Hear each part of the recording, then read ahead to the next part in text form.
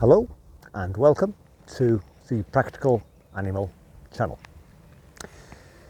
The channel is for you if you want to know what it takes to work with animals.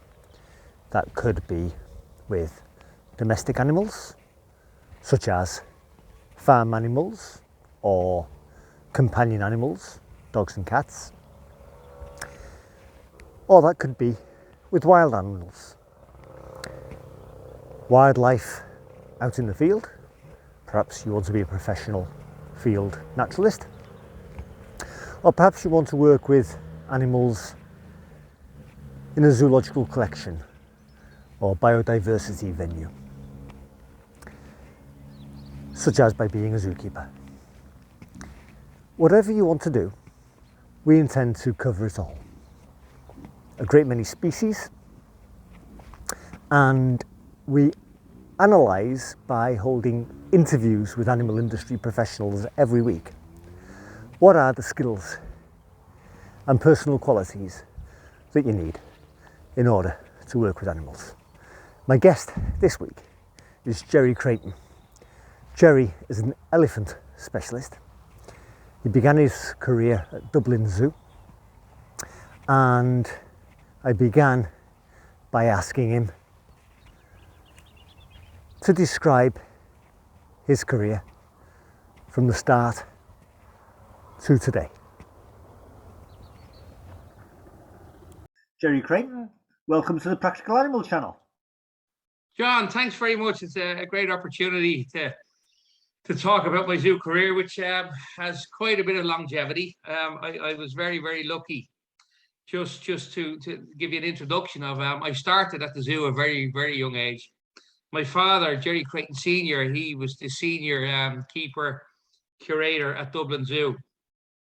And in the days when I started, it was very different to what it is now. Like, the keepers could bring their kids up at the weekends, and we would all go to the zoo. And we had this place called the Pets Corner or Family Farm, and it was all the zookeeper kids were dropped in there, which was great fun. Like, we got the opportunity to feed lambs and sheep and the little animals, but like, it turned out to be a great spawning ground for future zookeepers, because you could see from a very young age the empathy or the interest from the young kids. So basically, as I say, I've incredible recollections of going to the zoo from a very young age, like 4 or 5 years old, with Jerry Senior, being taken by the hand. He was an amazing man. Like, he yeah, still is, in great health, thank God. But he an amazing man. He was probably ahead of his time in terms of the interest with the animals. And it was very much a Victorian zoo then, Dublin, where I worked. And it was, cages that were designed by architects from a previous generation. And, really, it was all about confinement and containment. It didn't offer an awful lot for animals, or as a species. So then, lucky enough, I was there all through my childhood. Come 15 or 16, I was getting itchy feet. I wanted to get out of school, and got the opportunity to be a trainee zookeeper, which was a wonderful first step for me. I worked on the grounds actually first before that, picking up litter. And in them days, he had a little pony and trap that used to bring kids around the zoo. And so I started at, right through every level of the zoo, which is great, because you get a respect and an expectation, and you understand what people work at. And, I was lucky enough then to get in as a trainee keeper job. Worked with the big cats, the apes, the elephants. Went on then to be a senior keeper also. Then I became a team leader at Dublin Zoo. And then about 11, 12 years ago, excuse me, I became the operations manager for the animals and grounds. But through that longevity of over 37 years at Dublin Zoo, my passion was elephants. It was elephants. And it was because, John, when I was a kid, I'd go up there, I'd see them in the zoo. And, again, like, it was they were products of a time that we didn't understand. We did their empathy, their emotional intelligence, how they lived, how they survived. These animals were taken away as neonatals from the wild. And when you think of the consequence, like, it's devastating when you think of the consequence of what we did then for human entertainment, for human value. we took away these neonatals, their ability to be an elephant stopped straight away. Elephants need elephants. Elephants learn from elephants. There's nothing Jerry Creighton or John can teach them about being an elephant. Elephants need elephants. It's that simple. So, I seen the protected contact. I'm sure you're aware there's two different methods now, or two recognized methods of managing elephants. One is free contact, which is where you're in there with the hook. So you become the dominant force. So you control the elephant's life. If you move left or right in the wrong direction, the elephant does, there's a consequence for its actions. That's wrong, John. That's wrong. There's no animal in any animal in human care should feel that there's a consequence for being in your presence. So then protected contact became more understanding, which means is you have the elephant one side of the fence and you're the other. Now, when I say protected contact wall, it's a metal structure with ear ports, foot ports. So the elephant is taught to present its foot out for pedicures, its ears for blood draws, all on a reward-based training system. So the terms and conditions are there. If you don't want to participate, you can walk away. But the elephant never does, because it's such a good investment to be there in front of the keeper. It's an amazing, and it's the way it should be. They have choice, they have opportunity, they have control over their participation in this process. And it brings out the best in them. It's like positive reinforcement for children. We all know that, a kid responds well to positivity. And I don't mean to be anthropomorphic, but animals are no different. So it's about creating that atmosphere. So I was very passionate about the protected contact method. And lucky enough, in Dublin Zoo, we have a long history with elephants, a long time. Going back from the last part of the 1830s, 40s, we had elephants. But then we realized, early 2000s, that we needed to change. We need a whole philosophical change. We need to change what we're doing. We went to the Irish public. They were very supportive. We spoke with the government. They gave us financial backing to change. And we needed to break away from the shackles of the past of elephant management and say, okay, let's create something unique. Where elephants could be elephants, where elephants have choice, opportunity, control, where they make decisions about their own welfare and their own wellness. But that's about creating a habitat, creating an environment that's suitable to their needs. So we went back to nature. We went back to the Kaziranga National Park in India. We looked at how they lived, how they interact with the ecology, the biology of the environment. And we created a little piece of India in Dublin. And what that meant for the elephants was, they had opportunity, they had choices, they had a different level of control over their world, and where we give them 24-hour access. Gone were the days where the keeper would come in the morning and close the key at 9 o'clock in the evening or 5 o'clock in the evening, and the elephant would be waiting, rocking from side to side until the next morning, till the keeper came in. That had to stop. And I was very passionate about that. I've worked with some incredible people, like, Alan Rucroft, who has been an incredible inspiration to me, an incredible guiding force. My own father, who, as I said, who was well before his time, inspirational. And, we just knew we had to do something different, John. We knew we had to realize that if elephants have to have a future in human care, we need to give them the choices and the opportunities that they deserve. And there's no doubt, I guess the question, I'm probably going off your question format, but, when I talk, I keep talking. I love elephants, they're my passion. But, when we changed everything about them and how people understanding their empathy, their emotional intelligence, they celebrate life. They mourn death. The investment when a new elephant is born into the herd is a phenomenal thing to witness. How all the young females are pushed in, and it's about the investment in them. They have to learn. They have to learn from other elephants. So, as a species, they're absolutely breathtaking to work with. They're breathtaking because you can see that empathy, that intelligence, that caring, that nature that's there for one another. And we did, as I said, the problem was, in human care, because they're so charismatic, we just wanted to be close to them, and we were happy to keep them under any conditions. But we owed them a depth of I don't know, a depth of duty, a care, because of the mess that we made of them. But now they do have a future in human care because they need to be there. I mean, I've been to India.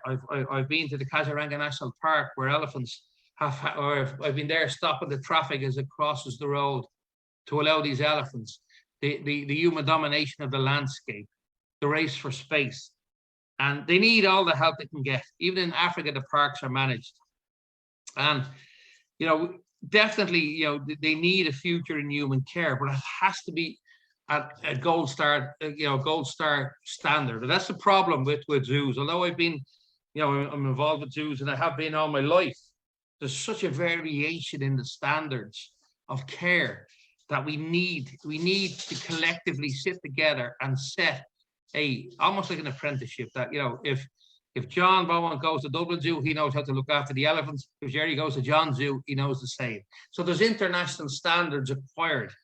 Now, there is guidelines from IAZA, which is the European Association of Zoos and Aquariums, and BIAZA.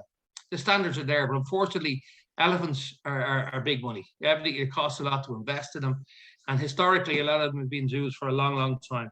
But we need to have a very solid foundation on science, how they live, backing up the, like for example, Dublin Zoo, which is a zoo obviously that I'm closely associated with. I'm very proud of what we done in terms of human elephant care from a human perspective. Like what we done was we assessed the elephants, how long they sleep at night. We created these sand pillows, sand floors, one of the first zoos in the world to use sand, and how much they sleep, why they sleep, who they sleep with, these coalitions, these relationships.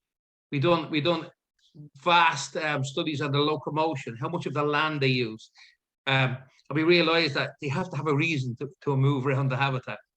They're complex. They need complex feeding strategies. They need this daily challenges that the brain and their physicality has to work together in harmony. You just don't stand around. And that's not what they're about. So we created some very solid science, foraging, locomotion, sleeping, and we proved that it was compatible with how elephants live in the wild. Now, John, I'm not going to get into the argument of elephants in the wild. I'd love them all to be in the wild. And I'd love to be a day that one day I can say zoos are no longer wanted. But the point is they are. But my point being is we have scientifically proven that we can keep them with a meaningful, purposeful life, where a quality of life is comparable with wild elephants. And that's what zoos need to do. They need to back up the science of their ecology, their biology, their psychological, their physiological needs, and understand the empathy, the intelligence that these animals have. Otherwise we're doing them a terrible injustice. But so thankfully, though, in saying that, there's a huge wind of change within the zoo industry.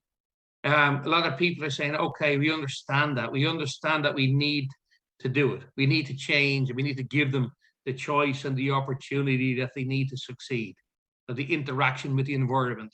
And, the way what we've done in Dublin is we create this amazing habitat, and we don't have to be in their world. Now, every day, I like to describe the modern elephant keeper as an architect of the animal's environment.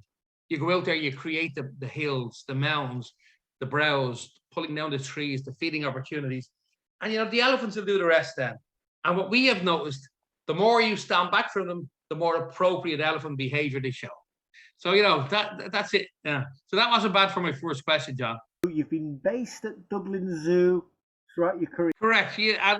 I've been, as I said, I was only a baby. They started paying me when I was 15 years old because I was hanging around so long. But, it was a great opportunity. But over the last year, there's been a change in my career.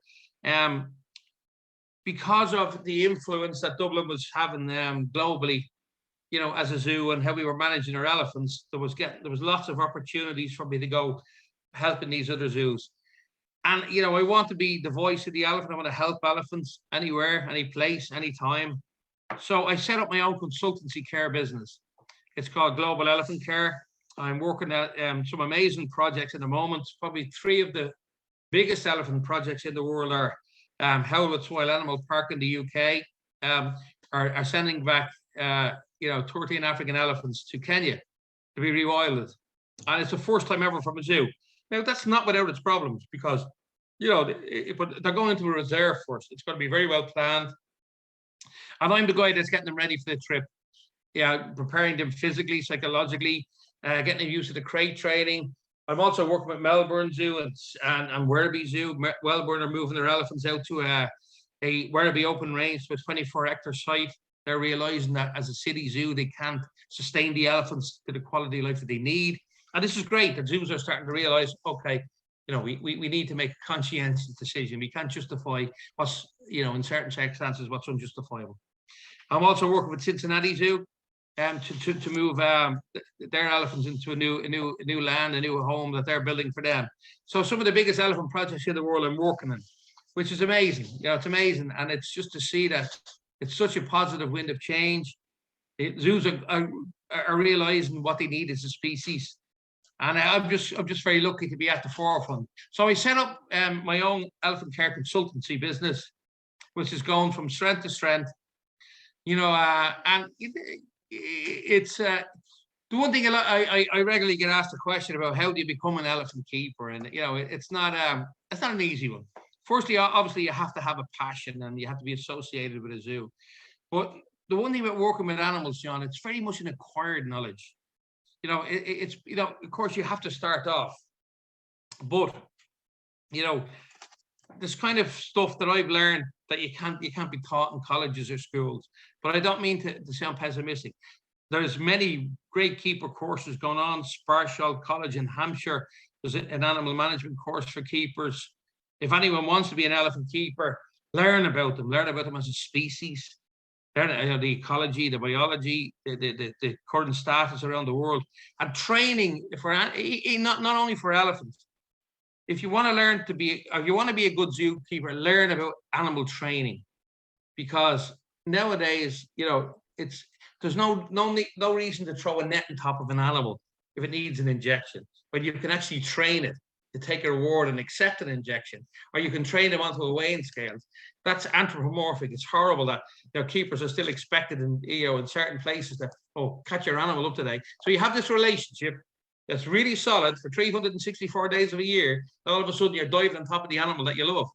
Crazy. So animal training is the key as well. So anybody that wants to have a future in any aspect of animal care, but particularly elephants. Elephants are 4, 5, 6, 7 ton. You can't really make them do that they don't want to do. So positive reinforcement is the key ingredient to being a successful keeper. If you want to be an elephant keeper, learn about that. But it's an incredibly rewarding job, John. I mean, as I say, I've been 37 years in Dublin Zoo. I've been, I'm now doing my own animal care consultancy business. There's not one single day in my life that I didn't wake up and look forward to doing the job that I'm doing. It's incredibly rewarding. And it is. It's hard work. It's physical, but it actually stands here. You're out there in fresh air. You're building up a good immune system, picking up elephant shit and whatever else all day. But so it's not bad. But and then the environment. It's a unique job, and it's really important now that we have good quality keepers. But in saying what I'm saying to you about people for the jobs, I think for me the key ingredient is the affinity. You have to have that natural affinity and balance and love of animals. You can't decide that when you're 17 or 18, well, I didn't get enough points for this college course, I want to be a zookeeper, I want to be this. It's something that's in you from the very first time when you're a child of 2 or 3 years old and you see a butterfly or you see a fly and you want to look at the fly rather than stamp on it. These instincts are there ingrained in you, and animal love and animal instincts. I can argue for my case it's probably genetic, with the long reputation with my dad. But no, in saying that, it's looking at, it's been the awareness of what's happening around you. Like my kids are the same. We've got 2 beautiful kids, and they're the same. They'd pick up a snake or they'd pick up an earwig and they'd push it. They'd make sure it wasn't stamped on. That empathy it has to start there. You have to have an understanding of animals in the natural world, and you have to care and you have to love. And I think anyone that loves animals and loves how they live and is going to be a good human being, because it's the first step before you learn to love people, certainly when you're a child. So it's a great stepping stone to be a good person, in my opinion, John. And from elephants to songbirds, welcome to the Practical Animal Channel's Wildlife Garden. It is a lowland English garden in late winter. Doesn't look very wintry, does it? Looks like it's spring, which is not far off. We have a buddleia bush in the background and a wildlife pond, which is just about to have frog spawn laid in it. We have the resident male pied wagtail feeding on mealworms, and shortly it gets scared off by a European blackbird which has come down to eat the suet pellets. There goes the pied wagtail with the mealworm. That's the male. He's coming back for more. He's not very comfortable. He's being very watchful. And in a second, the European blackbird will come down and outcompete him. Here we go. Here's the blackbird, and the male pied wagtail flies away. Now the female pied wagtail comes down to seize her opportunity. Next week we continue with the second half of the interview with Jerry Craven. Thanks for watching.